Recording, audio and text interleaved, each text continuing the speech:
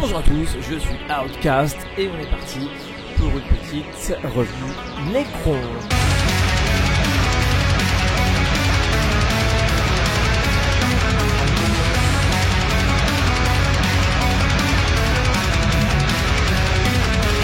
J'ai décidé en cette V10 de sortir mes Necrons pour commencer la version. Je vais alterner en fait entre mes Vucari, mes Necrons.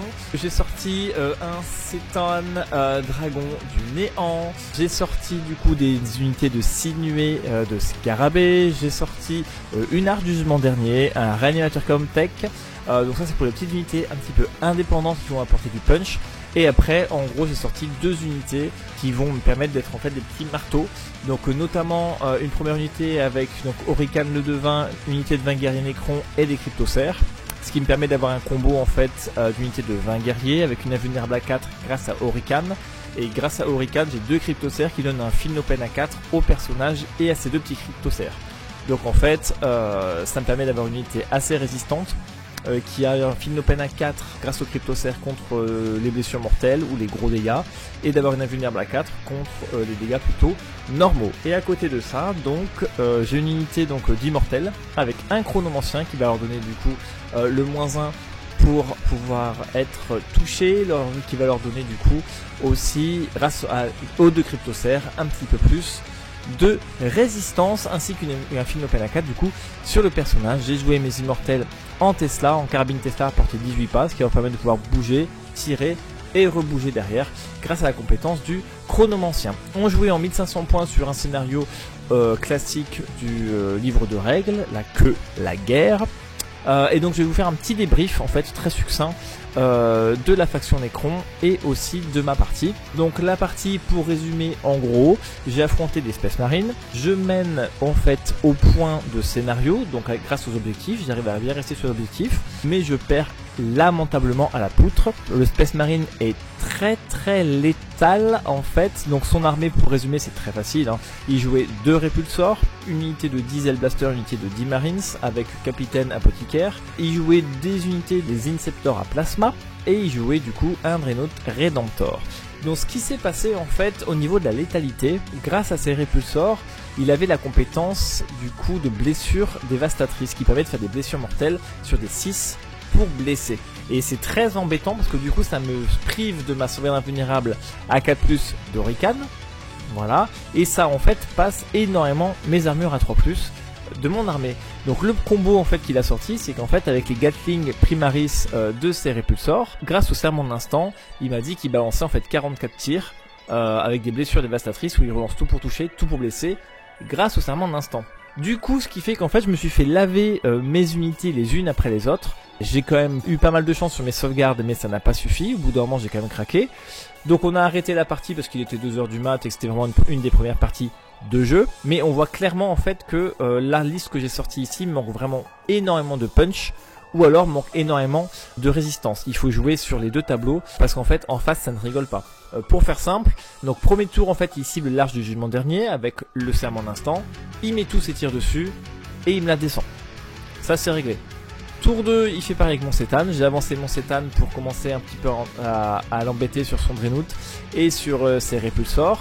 J'ai raté ma charge, ça peut arriver malgré une relance. Serment d'instant tour d'après.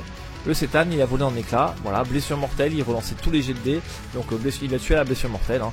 Voilà, donc 44 tirs à 3+, tout le relance, à 5+, je crois full relance là, mais lui tout ce qu'il cherchait c'était les 6, et du coup voilà, les 12 points de vie, malgré mon invulnérable, sont partis en un coup. Après donc tour 3, il m'a ciblé mes immortels, il me les a dessoudés très rapidement. En fait le fait qu'ils aient qu'un point de vie et endurance 5, c'est assez fragile. Mine de rien, je pensais que ça tankait un peu plus. Et du coup, au tour 4, c'était au tour des guerriers. Donc de prendre la foudre avec toujours le serment de l'instant. Donc cette capacité Space Marine est très forte. Je l'avais déjà dit dans la revue Space Marine, mais ça se confirme malheureusement sur la table. Il va cibler une unité.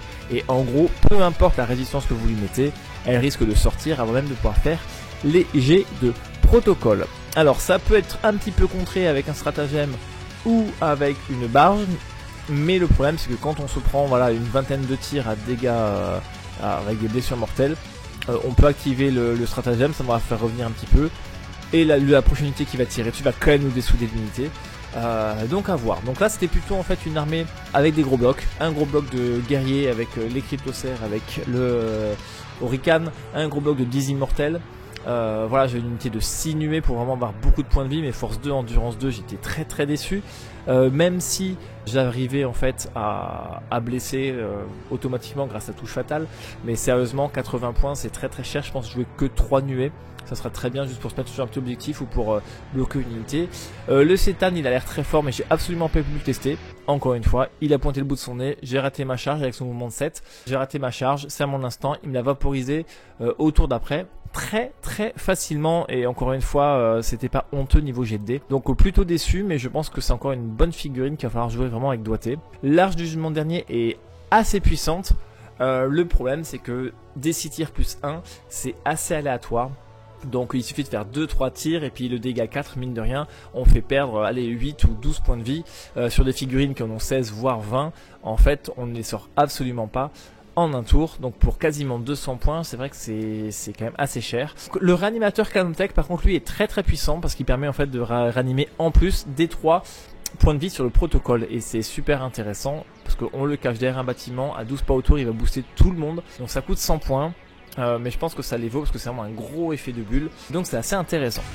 Donc pour faire un petit bilan sur l'armée Necron au début de cette première partie, ce qui ne signifie pas grand chose, mais c'est qu'on voit vraiment que les Space Marines ont une forte létalité grâce notamment à des compétences, c'est-à-dire les blessures fatales, ça fait très mal, et ils ont accès très facilement à ce type de combo grâce à leurs armes, là où les Necrons en fait n'ont pas beaucoup de règles spécifiques à la V10. C'est un petit peu le souci que je trouve, c'est qu'il va falloir trouver comment pouvoir mettre des capacités aux unités sans crever budget pour rendre en fait des armes à gosse ou des armes Tesla beaucoup plus puissantes avec un petit toucher fatal ou un petit blessure mortelle, enfin blessure fatale. Après, est-ce qu'il vaut pas mieux partir sur un petit MSU Necron en ayant toujours quelques figurines hors ligne de vue, comme ça quand il va nous tuer 2-3 figurines, on aura une figurine qui sera hors ligne de vue et qui pourra du coup repopper son unité. Donc il va falloir peut-être essayer de jouer d'autres unités, notamment les mécanoptères qui ont déjà la règle du coup blessure dévastatrice. Je suis pas fan des figurines. Vous avez aussi les arachnides, vous avez aussi grâce au petit plasmacyte vous pouvez avoir les scorpec ou les spectres ophidiens. Voilà, donc il va falloir trouver plusieurs capacités pour pouvoir augmenter notre puissance, parce que la puissance brute en fait là pour l'instant on la perd largement contre les Space Marines, hein, je m'entends. Donc on peut arriver à temporiser un petit peu, et puis si au pire il nous la sort pas en un tour d'après il nous la sortira, c'est une quasi certitude. Un autre point que je trouve pour la Necron, on est toujours très lent et on a du mal en fait à engager l'ennemi, c'est plutôt nous qui subissons. Donc il va falloir plutôt investir je pense dans des unités qui ont des mouvements de 7, des mouvements de 9 ou des mouvements de 12. Sinon partir plutôt du côté des trackers ou des dépeceurs pour pouvoir directement faire des frappes profondeur ou s'infiltrer sur la map. Voilà, c'était une petite vidéo pour cette petite partie avec les Necrons et je vous dis à bientôt sur Outcast. Ciao.